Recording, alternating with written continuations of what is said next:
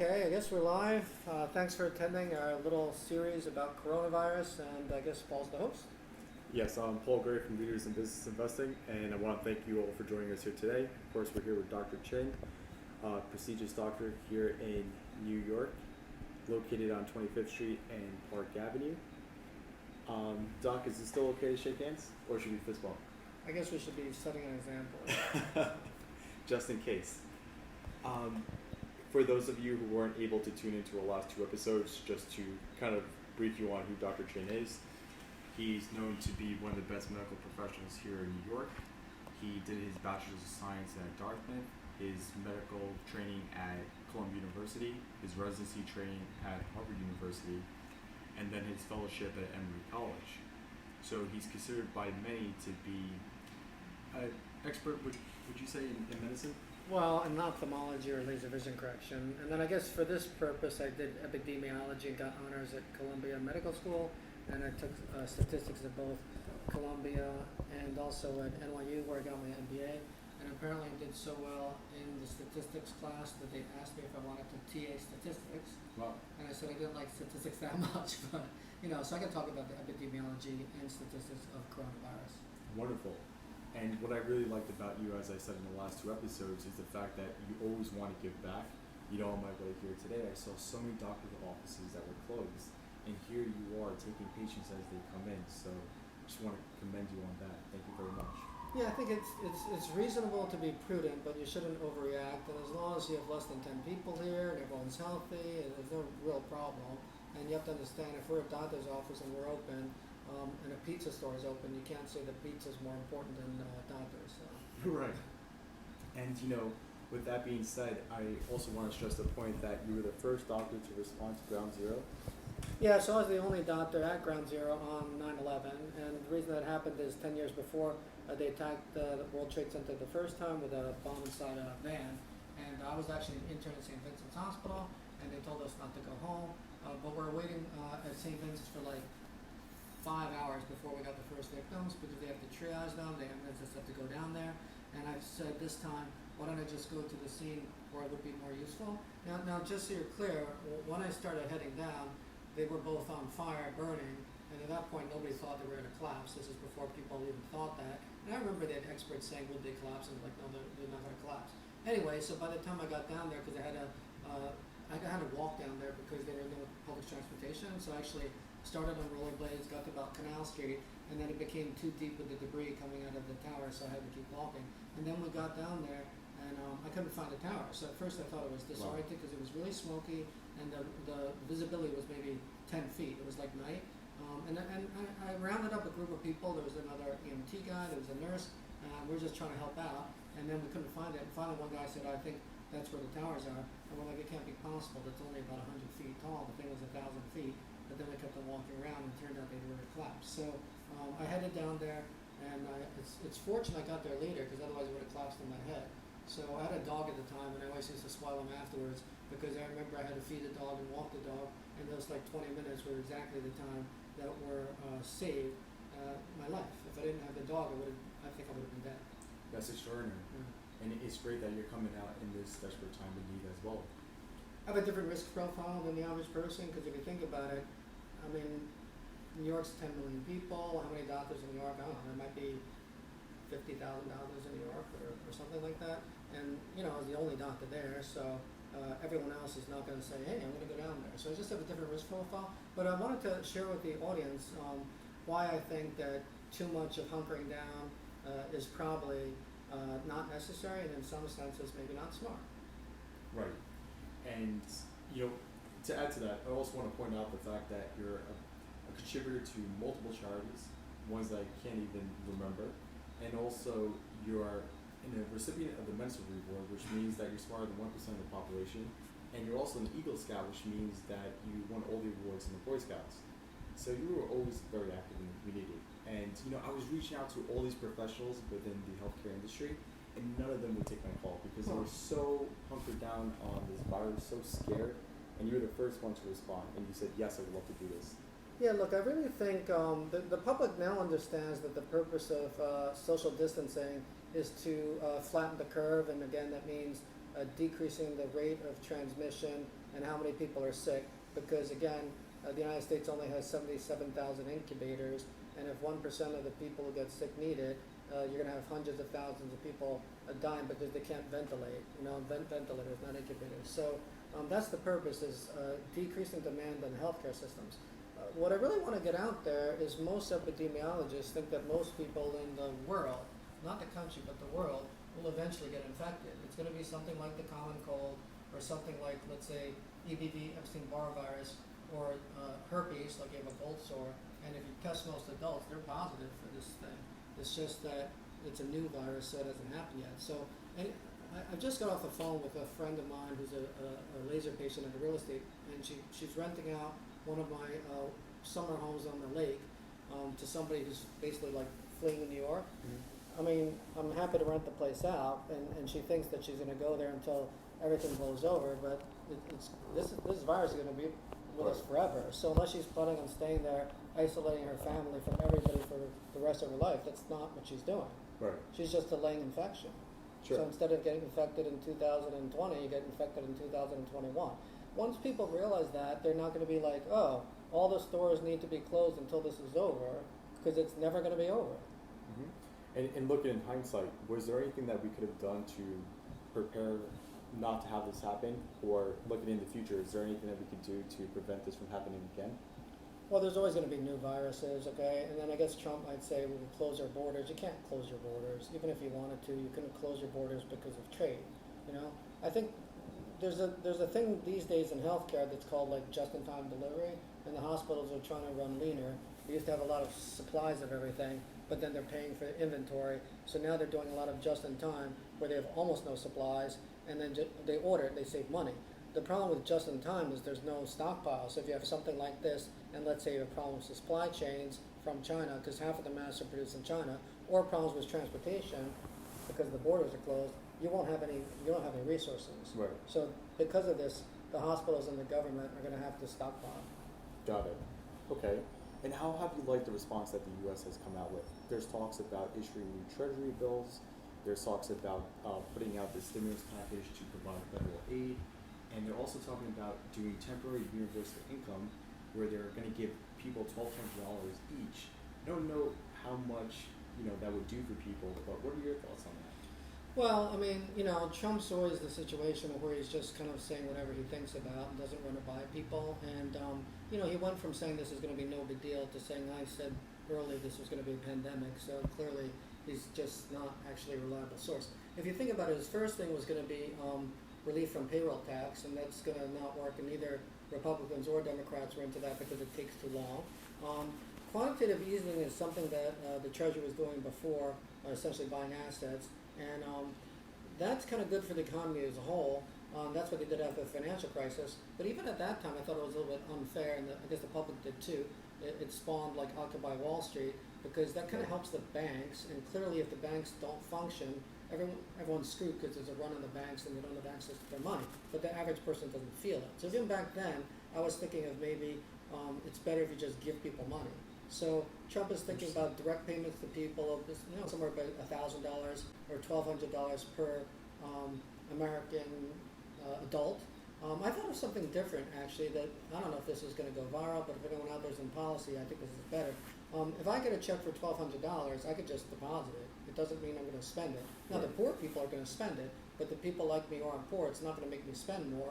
I'm just going to deposit it, right? So I think what they should do, instead of just sending people checks or something, they should come out with a different form of currency, like, I don't know what you want to call it, like purple currency, where, they could actually print new currency, but you have to spend it within a certain date. You see what I'm saying? So they have to be like, okay, here's $1,000, but you got to spend it before May 1st. That would help, because otherwise half of that money is not going to help, because the richer people are just going to put it in the bank. Right. So and one of our viewer is asking, Doc, which is your favorite stock pick? Oh, this is the guy, because they said like a couple of days ago I bought some stocks, okay? But I wouldn't ask me, because some of my picks probably are not my picks. In other words, I bought Boeing, and it looks like it's still going to go back down. I was thinking about Beyond Meat, that hasn't hit yet. But I really think that the people now thinking about like what to do with the market, don't take your money out, because we're probably close to the bottom of the market. I would say if you have money to invest, I only invested like maybe $500,000 in different stocks. I have about $1.5 million sitting in cash. Now, I'm just going to feel for the bottom of the market and then start to buy ETFs like exchange traded funds and probably something a broad-based thing like QQQ or something like that. So please don't think that I'm going to be recommending individual stocks because just to give you a idea of this, I stopped trading individual stocks like 15 years ago when I shorted the IPO of Google. Well, Shorted, right? If I longed it, that would have been worth $1 million. Shorting it's got to be one of the worst trades in the history of the universe. So I certainly wouldn't ask me for stock picks. okay, got it. And you're also very active in the real estate market as well, and though you're in the market for a $3 million penthouse.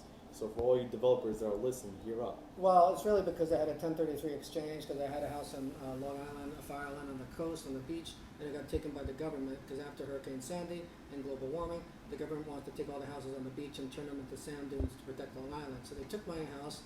I didn't have a choice in it, eminent domain. And the difference between a 1033 exchange and 1031 is 1033 you have more time to buy it because it's not your choice that you sold it. So I have to buy something up to $3 million in the next 9 months. So I'm also feeling for the bottom of the market, and I don't even think it's now. We talked about this a little bit, but I think the bottom of the market's still to come.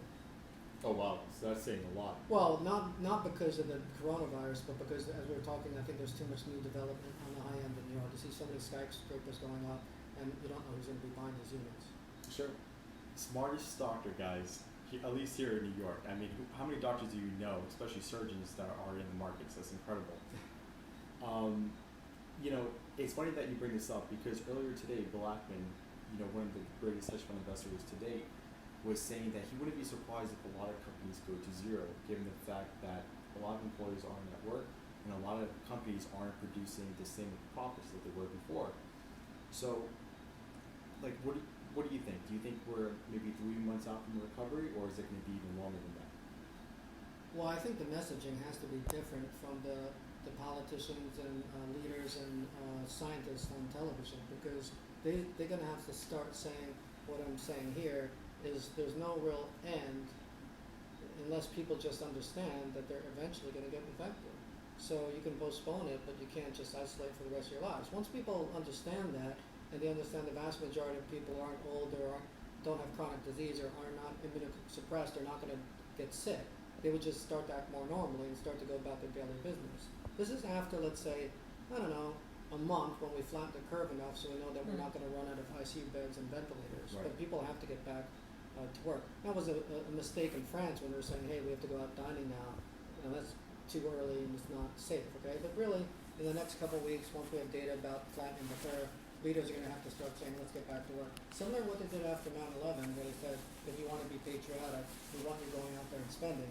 Because 2/3 of the United States economy is driven by consumer spending. That's the situation by us. Now, it's different in China. A lot of their economy is driven by exports like Germany. But the United States is a consumer spending driven economy. And once the Americans stop spending, the entire economy stops. So that's why it's paradoxically, when the economy is bad, people start saving because they're reluctant to spend. Paradoxically, that's when we need them to spend. Hence Right. this stimulus where you give everybody $1,000. You know, it's funny, I was speaking earlier today to a producer. As you know, I'm trying to get this show on TV, and he was telling me the things that you guys are saying, we can never put on any of our networks. He said because, although it's true, we just send people panicking, which is odd because this is the truth, and it would, I guess, better prepare them. Yeah, I mean, I think this is basically, what I'm trying to do is say things that people know. The experts, if you read epidemiologists, they all say that 1/3 to 2/3 of the entire population in the world is going to get infected in the next 2 years, no matter what we do. So that message has not gotten out. But if you say it right in the right context, like I'm trying to do here, it doesn't panic people. It makes people think, oh, well, in that case, what's the sense of going to the Catskills for 2 months?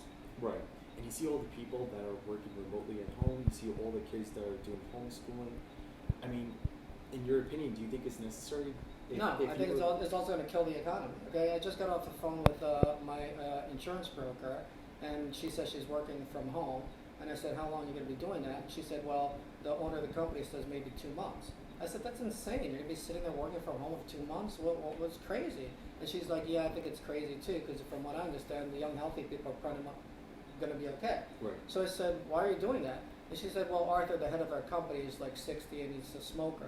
I was like, yeah, well then he should stay at home and you guys should be in the office. Exactly. And then she's like, well, he's the owner of the company, so he likes coming to work. So what's happening is he's coming to work and everyone else is home. Right. So I was like, well, that's intelligent. You got one person at work and 50 people at home. It's crazy. You're going to kill the economy that way. Sure. So if you could step in for the Department of Health, you would advise everybody go back to work as Well, long as- maybe not now. First, we need to get epidemiologic data to show that the infection rate is leveling and that it doesn't spike up, so that we're not going to overwhelm the ICU units and the ventilators. Because you don't Okay. want to be killing all these people in their 60s and 70s when you could just ventilate them for a couple of weeks and they live. So right, once, that's too early. yeah, now it's too early. So once you have data showing that the curve is indeed flat and the resources have been elevated, so we're not going to run out of ventilator beds, then you can say, okay, now it's time to get back to work and don't go crazy and you just come back to work. And another point that people don't seem to be clear about is when they say there's 77,000 ventilators, they're not 77,000 unoccupied ventilators. Ooh. There's people on those ventilators. You see what I'm saying? They're not just sitting there empty, okay? So out of 77,000 ventilators, as of a month ago, I would guess half of them or more of them are occupied. Right now, probably all of them are occupied. Right. So you're talking about excess ventilator capacity. What are you going to do? Admit someone in the hospital who needs ventilation because they have bad pulmonary function because of the coronavirus and just take grandpa off the ventilator? And give it to someone else who can't do that. You'd euthanize him. You see what I'm saying? So there is this thing where people don't understand. It's not the number of ventilators, it's the number of unused ventilators, and they're not a lot. Right. Guys, make sure you start asking questions, okay? The person with the best question is going to get an award from me. Yeah, so they're asking like social distancing 6 feet or Yeah, the reason they came up with 6 feet is they did some studies to see how big the cloud is when someone's actually positive, the aerosol cloud when they're breathing. Mm-hmm. And they just published studies in some epidemiology journal that says it takes about 30 minutes for that cloud of little little virus particles to hit the ground. So it's about 30 minutes until all the particles hit the ground because they're so light it takes a long time. Right. But they're saying don't worry about it. Doesn't mean that you have to be cleared for 30 minutes because there's such a small density that you won't get infected unless you're like in the cloud right away. It's just like when people talk about HIV. I could take someone who's HIV positive, take a very small amount of blood from that person and just inject it to myself with impunity.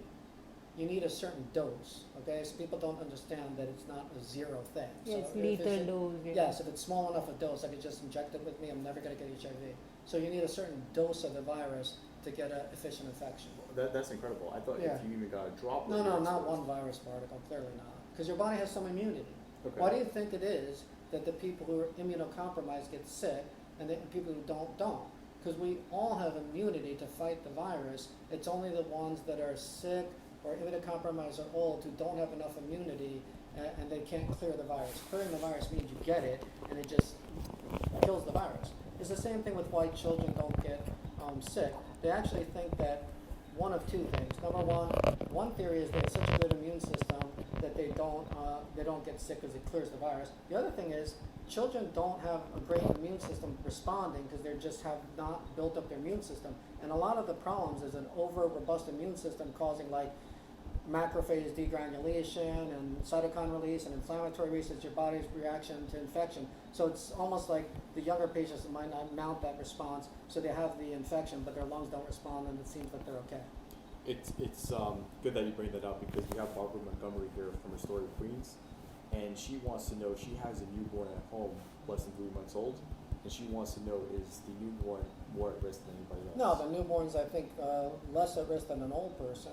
Now, it might be more at risk than somebody who's 5. You see what I'm saying? Just like I have a dog, I have a bunch of dogs, and then they're little dogs and they're big dogs and they're puppies and stuff like that. Okay? My big dog, even though he's not supposed to, he eats chocolate all the time, okay? But there's a dose response curve. So when you think about dogs dying from eating chocolate, those are probably smaller dogs. He's gotten the chocolate I got from my mom. He's eating like a pound of chocolate. He's just sitting there smiling. So with the whole thing about infants is they're small, right? They're really small, and that's why little things affect them. Also, if you think about it, their surface area to volume is different. That's why you have to be very careful and put them in an incubator and keep them warm and bundled up because they have such huge amounts of surface area for the volume. So again, if they spike a fever, if they get dehydrated, or if they get cold, chilled kind of thing, it's all going to affect them more because they're just small. Got it. Uh, Here's a question from Tashi. Doc, I hear the virus doesn't survive above certain temperatures. Is this true? Yes, okay, the virus doesn't survive above certain temperatures, just like the flu virus doesn't survive in the summer. That's why the flu season is in the winter. So the good news out there is most experts think that this is going to blow over once it heats up in the northern climate. So, we're kind of entering into spring. 100%, I don't think it's going to be that bad by the time we're into June. We just have to get through, March and April, and then in May it should be better. Also, ultraviolet light does kill most bacteria and viruses. Is going to get killed by the sunlight, so that's positive. Here's tonal metadation. What risk are contact lens wearers have during this virus and other viruses since they need to touch the eyes all many times? It's almost zero, okay, because one of the hallmarks of this disease is conjunctivitis. That's why the first doctor who diagnosed it and got killed by it in China was an ophthalmologist, actually. So people with this oftentimes get conjunctivitis, but you're not going to get the virus just through your eyes because the dose is so small and it's really a respiratory virus. So the real pathways into your lungs is the problem. Got it. Yeah. And if any of these people have questions later in this week, how could they get in touch with you?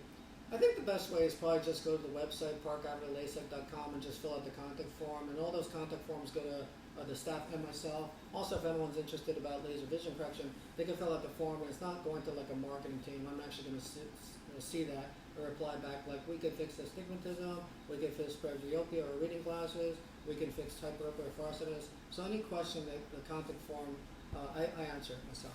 Got it. And you're taking appointments, right? Yeah, we just lasered 3 people today, and we just booked a couple of people so they have time off and they're forced to take off from work. They might as well be productive. Again, there's no risk coming here. We got less than 10 people.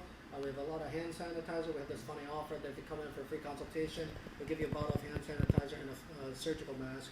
And there was like a leak in the office, a sink, and the super came in and he just fixed the leak, and I was going to give him $20. And he said, can I have surgical masks instead? And I said, Wow. fine. I just handed him a box of surgical masks. We got a ton of that stuff. Okay. Yeah. Awesome. And I want to thank everybody for joining us here today. I want to especially thank all the brave medical professionals out there that are helping us. Well, I mean, even braver, like for instance, Dr. Engel's husband is in the ICU as an intensive care fellow. That's serious, because that's the kind of person who's going to be preventing these people from dying. Sure. Also dealing with ventilators. And when you intubate somebody, we'll just put that tube down their windpipe so they can breathe. There's a lot of stuff coming up, so that's a very hazardous thing. So definitely shout out to the people who are on the front line in the ICUs, like Dr. Engel's husband. Thank you very much. Thank you guys. Thanks for joining Don't forget, us. tomorrow, same time, for the last one this week at 6 o'clock, Instagram or Facebook Live. Thank you, Dr. Chynn, for your advice. Take care.